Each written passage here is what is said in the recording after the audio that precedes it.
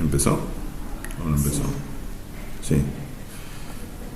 Ya van 4 segundos, 5 segundos. Bueno, entonces, acá tenemos, ¿sí?, los gráficos que corresponden, ¿sí?, a la voltaje en el capacitor. Mientras está cargando, el voltaje pasa de 0 hasta el valor de la fuente. Una vez que el capacitor se carga, la corriente no circula más. Acá tenemos I de T, que en T igual a 0, la corriente es E sobre R, porque es como si el capacitor fuera un cable, ¿ves? Entonces, E sobre R es la corriente inicial. Pero después va disminuyendo la corriente hasta valer 0 cuando el capacitor quedó completamente cargado. Entonces, nosotros sabemos que la energía, o mejor dicho, la potencia, es el producto V por I, ¿se acuerdan? P igual a V por I, ¿sí? Sí. Porque justamente el voltaje es energía por unidad de carga, la corriente es carga por unidad de tiempo, se cancela carga y me queda, al multiplicar V por I, me queda energía sobre tiempo, que es la potencia. Entonces, si multiplicamos estas dos funciones, acá está V de T en el capacitor y acá está la corriente en el capacitor, que es la corriente de todo el circuito. Si multiplicamos estas dos funciones, me va a dar la potencia en función del tiempo, ¿no es cierto? Vamos a hacerlo. Entonces, vamos a poner acá, al final de todo, ¿sí?, potencia,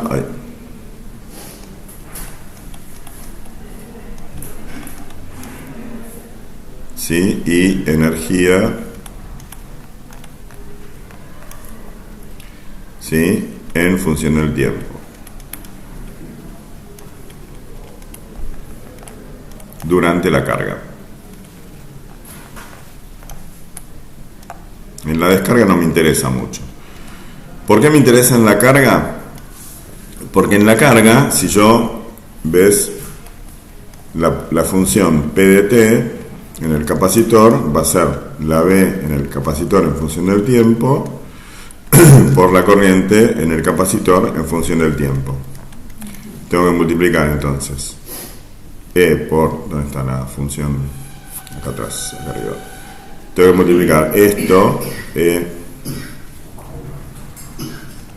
que multiplica a 1 menos E a la menos T sobre RC, por E sobre R, por E a la menos T sobre RC. ¿Bien? Entonces fíjate que E con E va a quedar E cuadrado sobre R.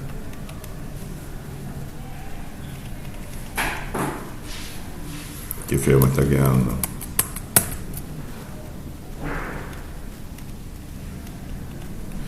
Y después me quedó, bueno, esta exponencial, esto por esto, ¿sí?, que me queda algo medio rarito, ¿sí? Me queda E a la menos, multiplico por el 1, ¿no?, a la menos T sobre RC, y acá menos, multiplico esto por esto, me va a quedar E a la menos 2T sobre R por C. Entonces, esto es la potencia en función del tiempo. Es una función medio extraña.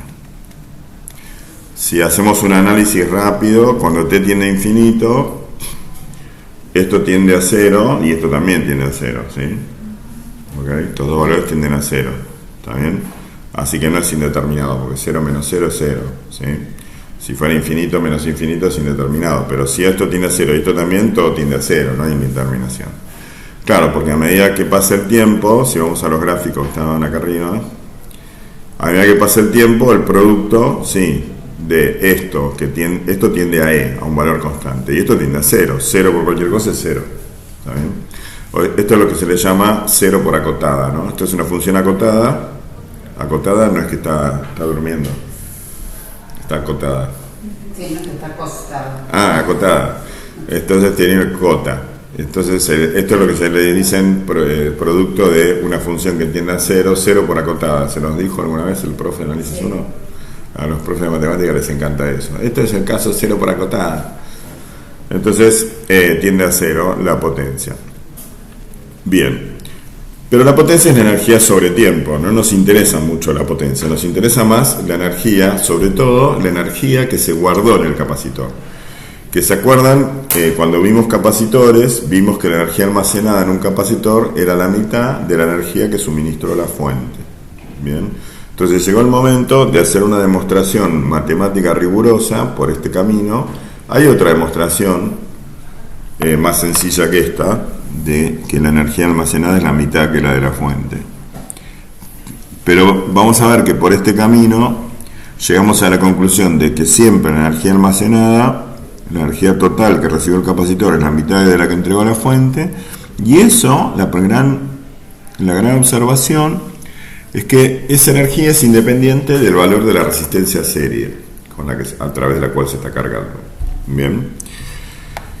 Entonces, para saber la energía total, yo lo que tengo que hacer, la energía almacenada, que la vamos a llamar U, ¿sí?, del capacitor, va a ser la integral desde 0 hasta infinito. Uy, esto. Bueno, estas se llaman integrales impropias, ¿sí? Y la vamos a resolver con un truquito muy sencillo, haciendo un límite. Entonces va a ser la integral de 0 a infinito de la potencia en función del tiempo, diferencial del tiempo. O sea, si hago la integral de la potencia, me tiene que dar energía, ¿sí? Porque justamente la potencia en función del tiempo va a ser justamente la derivada de la energía respecto del tiempo. ¿Está bien?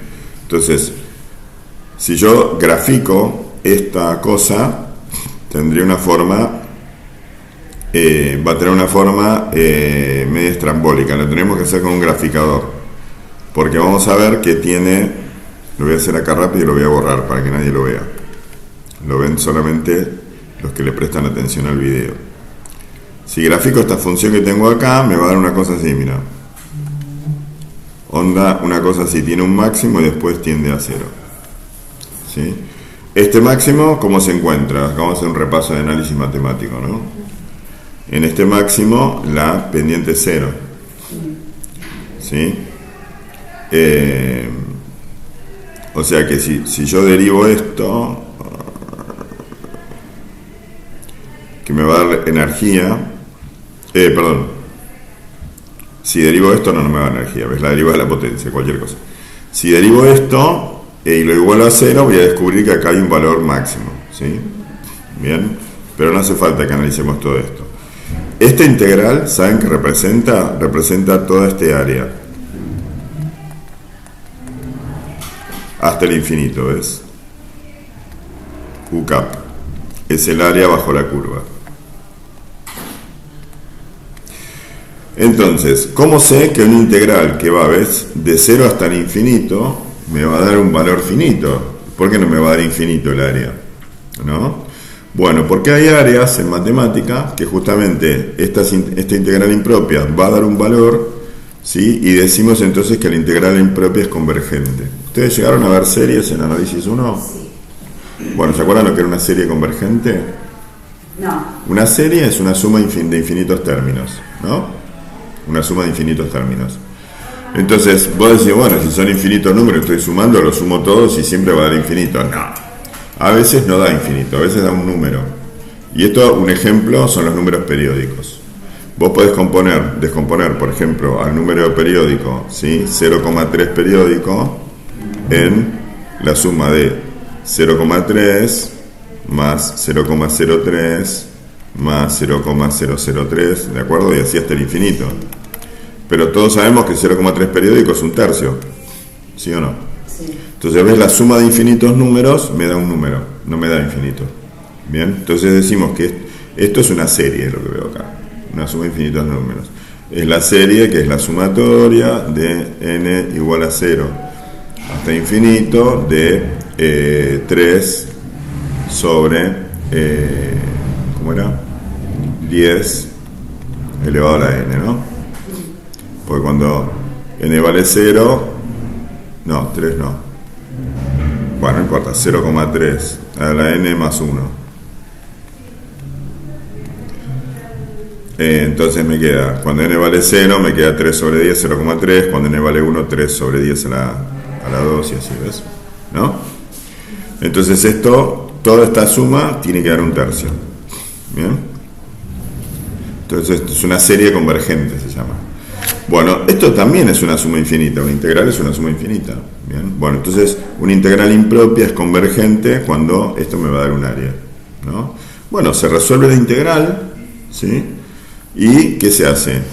Esto lo llamamos con una letra cualquiera, le ponemos, no sé, M, ¿no? H, cualquier letra. Y hago el límite cuando ese M o H tiende a infinito del resultado de la integral. ¿Entendés? Entonces aplico Barrow, pero con haciendo un límite, ¿sí? Que es como reemplazar infinito, ¿viste? ¿Qué pasa si acá pongo infinito, por ejemplo? ¿E a la menos infinito cuánto es? 1 dividido E a la infinito. ¿Y 1 dividido infinito cuánto es? 1 dividido Infinito. Es como que tengo un pan grande, vos tenés un pan y lo divido, lo reparto entre 100 personas, le doy un pedazo. Escuchá, si yo tengo un pan, ¿sí? Un pan, y lo reparto entre 100 personas, ¿le voy a dar mucho a cada uno? No. Ah, le doy un pedacito así. Ahora lo reparto entre 1 millón de personas. Le voy a dar un átomo de carbono a él, un átomo de hidrógeno a él, ¿está bien? ¿Sí? Entonces, si lo reparto entre infinitas personas, termino no dándole nada a nadie. ¿Se acuerdan? ¿Se entiende? ¿Estamos de acuerdo?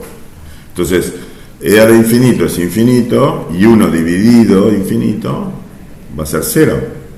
¿Está bien? Entonces, una exponencial E a la menos algo, E a la menos infinito, es como poner 1 dividido E a la infinito. Y si E a la infinito da infinito, y 1 dividido infinito, 0. Entonces, por eso, cuando t tiende a infinito, todo esto tiende a 0, que es lo que está pasando acá.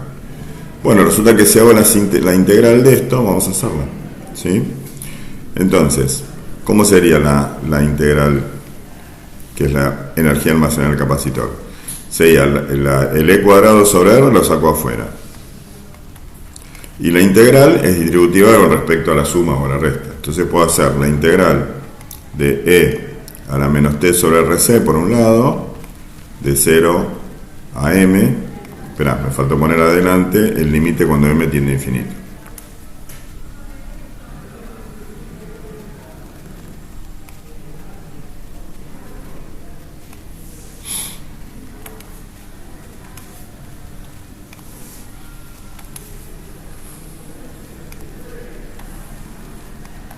¿Ves? Me inventé esa letra M para hacerla tender a infinito. ¿Bien? Porque el infinito no es un número, entonces no vamos a poner infinito como un número, ¿se entiende? Bueno, entonces tengo esto por un lado, ¿sí? Acá voy a poner un gran corchete, menos la integral de 0 a M también, de E a la menos 2 T sobre RC diferencial de T. ¿Bien? ¿Qué me va a quedar?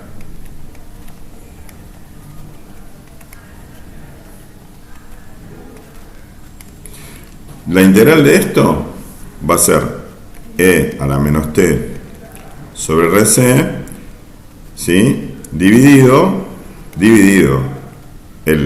la derivada de esto, ¿está bien? Porque estoy integrando, ¿sí? La derivada de menos T sobre RC va a ser menos 1 sobre RC.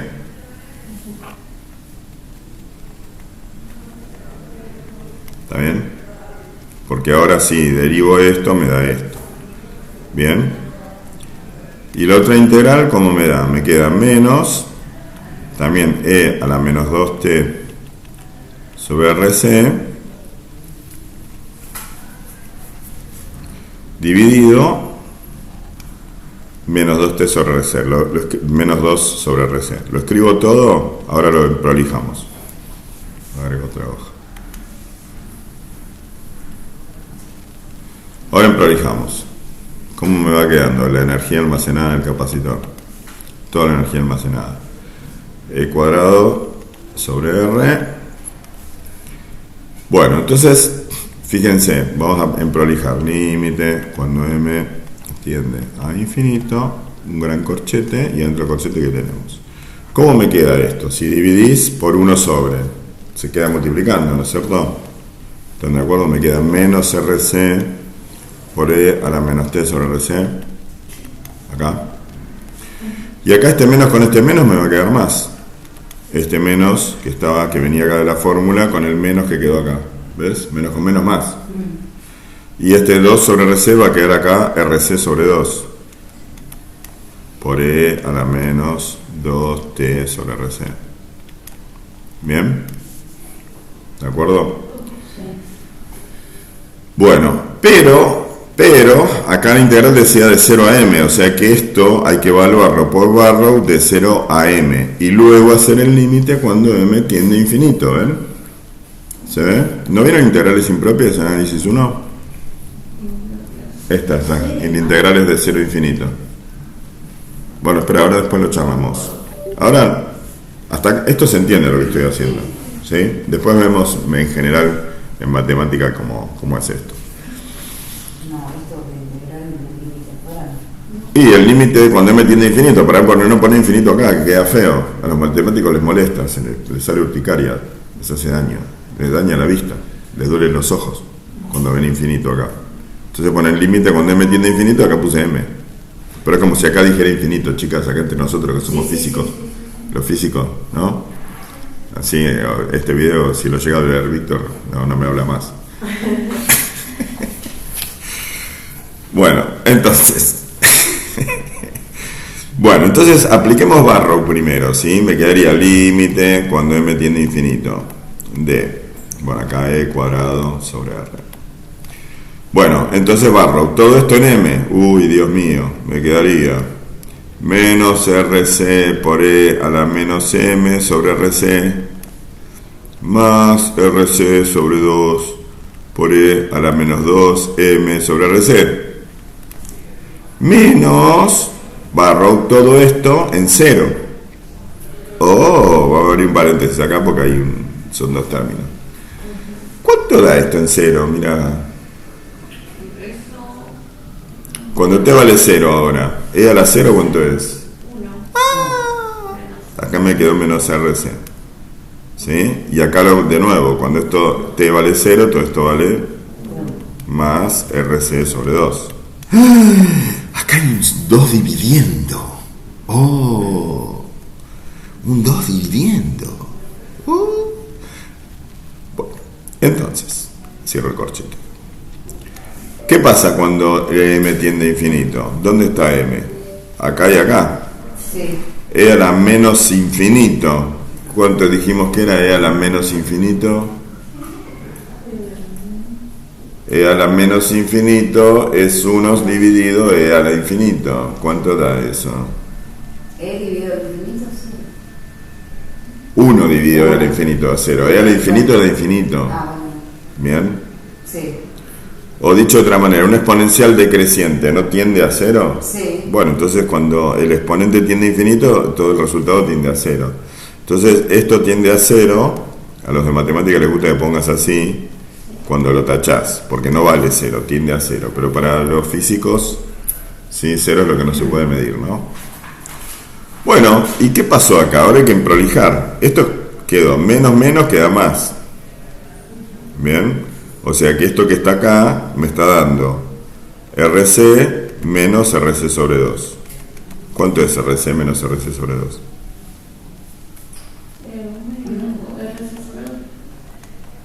Entonces, RC sobre 2 medio, ¿no? Sí. Esto es la energía almacenada en el capacitor, la energía total que entró al capacitor. Ven que el área, que es lo que estábamos calculando, me dio un valor, me dio esto el área, ¿ves? Todo esto. Pero mira, R se va con R. ¿Sí? ¿Qué me quedó? C por E cuadrado. E que era el voltaje final en el capacitor. C por E cuadrado sobre 2. ¿Te suena? Es igual a Q por C sobre 2. ¿Ves? Y no, Q por C no, Q por E sobre 2. Perdón. Q por E sobre 2. Es el producto de la carga por el voltaje, la mitad de la carga por el voltaje. Que es exactamente la mitad. Esta Q es la carga que suministró la pila. ¿Sí? Es la carga total en el capacitor, lo que quedó de la carga final. ¿Sí?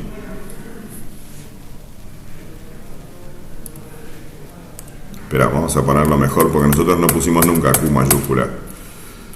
E cuadrado C sobre 2. Entonces, me quedó E por C por E, podemos ponerlo así, sobre 2. Entonces, esto es B final en el capacitor y esto es Q final en el capacitor. ¿Sí?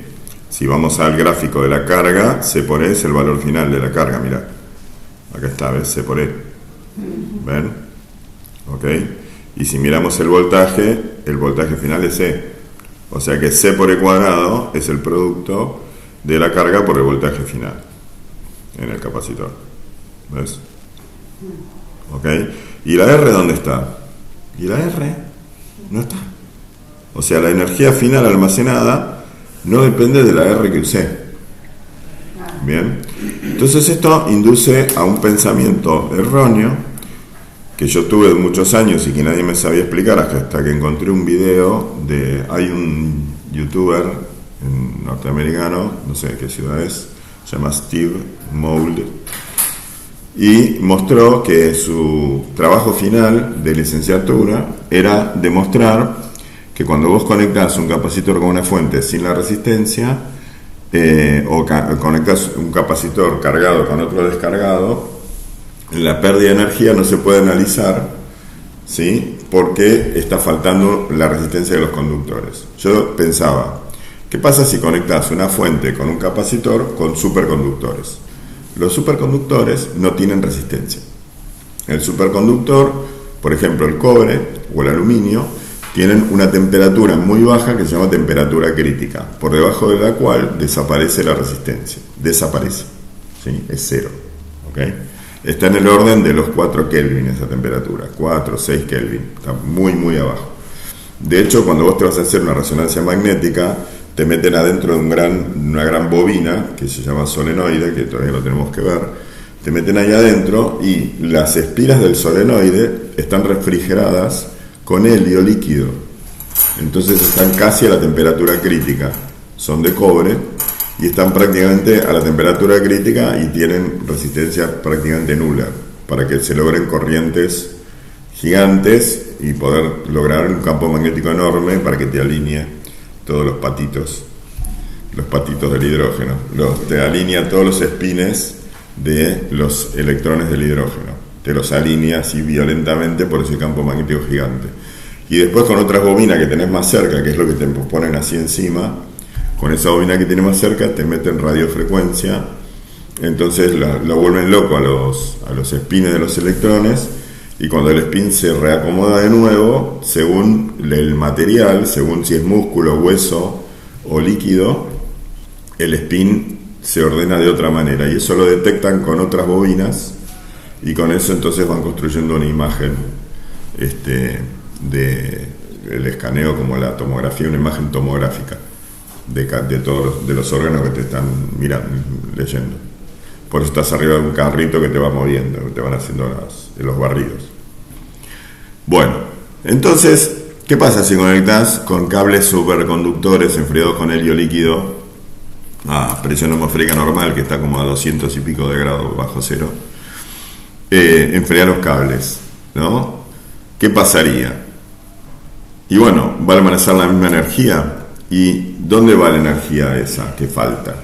Porque acá lo que nosotros pensamos es que la mitad de la energía que entregó la batería, ¿dónde está? Y se disipó. Podemos hacer otra cuenta, que es hacer la misma integral, ¿sí?, con la B en la resistencia. Acá teníamos el voltaje en la resistencia, VR, acá está, ¿ves? Es este, voy a señalar acá. Este es el voltaje en la resistencia. Entonces si yo hago VR por I, ¿no? Acá abajo estaba I, acá arriba. O sea, VR por I sería esta función por esta, ¿sí? Si hago esa integral, me daría la energía disipada en la resistencia, ¿sí? Lo podemos hacer. ¿Y cuánto me va a dar? Y me va a dar la mitad de lo que calculé recién, la otra mitad. ¿Se entiende? Sí. Disipada en la resistencia. Tiene lógica. Ahora, si la resistencia es cero, ¿dónde va la energía? Si no hay resistencia, no se disipa energía. Bueno, porque justamente está mal la hipótesis, ¿sí? Yo no puedo conectar con superconductores porque lo que pasaría en ese caso es que no voy a tener estas funciones del tiempo si no hay resistencia. Voy a tener, bueno, lo que se llama un polo, le llaman, ¿sí? En matemática. Voy a tener lo que se llama ahí no me sale la palabra, los agujeros negros. ¡Ay! ¡Se me bloqueó! ¡Ay! Tiene un nombre en matemática eso. Se llama polo o... ¡Ay! ¡Qué bloqueo! Bueno, hay que relajar y va a venir. Porque voy a tener una situación donde el voltaje y la corriente van a oscilar, ¿sí? En valores de amplitud prácticamente infinita. ¿Ok? Se va a producir lo que se produce un agujero negro, que la masa se concentra tanto que la gravedad tiende a infinito, ¿sí? Por ejemplo. Entonces tenemos, ya me salió la palabra, una singularidad. Una singularidad. ¿Bien? ¿Ok? Es que la función se va a valores infinitos. Entonces deja de existir, porque el infinito no es un número, no se sabe cuánto es. ¿Ok? Entonces, estas funciones del tiempo ya no pasan. O sea, el voltaje y la corriente oscilan entre valores infinitos. Infinito voltaje, cero corriente, infinita corriente, cero voltaje. ¿Ok? Y no se puede resolver. Les voy a pasar el video de Steve Moule porque él lo explica. Bueno, no sé si está en inglés, pero se pueden poner subtítulos en castellano. Él lo explica con lo que se llama la analogía del agua. Cuando vos conectás un capacitor, vos acá tenés una llave y conectás un capacitor C1 que está cargado con otro capacitor C2 descargado, ¿sí? Parte de la energía que se transfiere de uno al otro se pierde, entre comillas. En realidad, ¿sí? Y vos decís, si los cables no tienen resistencia, ¿en qué se convirtió? Bueno, porque está mal suponer que los cables no tienen resistencia. Si yo quiero analizar esto instante a instante, tiene que haber acá una resistencia R que después va a desaparecer, pero tiene que estar R. ¿Por qué? Para que la transición, estos se llaman transitorios, ¿ves? A esto lo llamamos transitorios de voltaje y de corriente, ¿sí? Porque duran un tiempito, después queda el capacitor cargado y no pasa más nada. Entonces, yo no puedo analizar un transitorio sin resistencia. Esa es la conclusión. Para analizar un transitorio tiene que haber una resistencia. Después veo que el resultado de la energía es independiente de la resistencia. Pero para analizarlo tuve que considerar que existía una resistencia, que después resulta que es independiente de ese valor. ¿Ok? Pero la resistencia entonces no puede ser cero para el análisis y no puede ser cero porque nunca va a ser cero en la realidad. ¿Ok? ¿Se entiende? Entonces es re loco como un modelo que hacemos, que es un modelo matemático, ¿no? Es tan piola el modelo que me hace sonar una alarma, ¿ves? En el caso de que yo me meto tan dentro del modelo que digo, bueno, hagámoslo con resistencia cero. No te va a funcionar. ¿Entendés? El mismo modelo te está produciendo esta singularidad que te dice que no, con resistencia cero no va a funcionar. Entonces, para analizar esto, lo que hace Steve Moule es poner un vaso con agua, un cañito, y la llave esta es una canilla que hay acá, bloqueando el paso del agua. ¿Y cómo representás la capacidad de cada? ¿Sí? Acá, por ejemplo, si C1 es menor que C2, la capacidad la representás así, ¿ves? ¿No?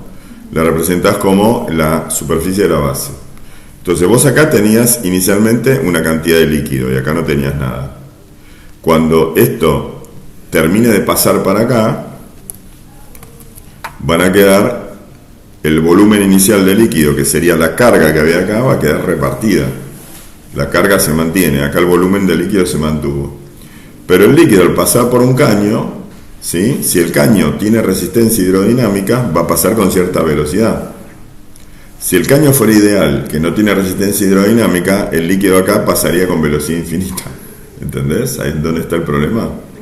¿Y qué pasaría? El líquido por la inercia seguiría de largo y acá esto rebalsaría, ¿no? O sea, pasaría todo el volumen para acá y después todo el volumen para acá y así hasta el infinito. No tiene sentido, nunca va a pasar. Bueno, lo mismo tenés que pensar que tiene que pasar con esto. Nunca va a pasar que vos cierres la llave y no haya resistencia, ¿ok? O vos haces esto con capacitores reales y los cables tienen resistencia, muy bajita, pero tienen. Sí, se cargan instantáneamente y la energía que falta se disipa en los cables, en el milisegundo que tardó en transferirse de un capacitor al otro. ¿Se entiende? Después ahora les pongo el link al video, lo voy a poner también en la descripción de este video para que lo vean porque es muy interesante. Y a mí me solucionó una pregunta que me duró 20 años. Bueno, hasta acá llegamos.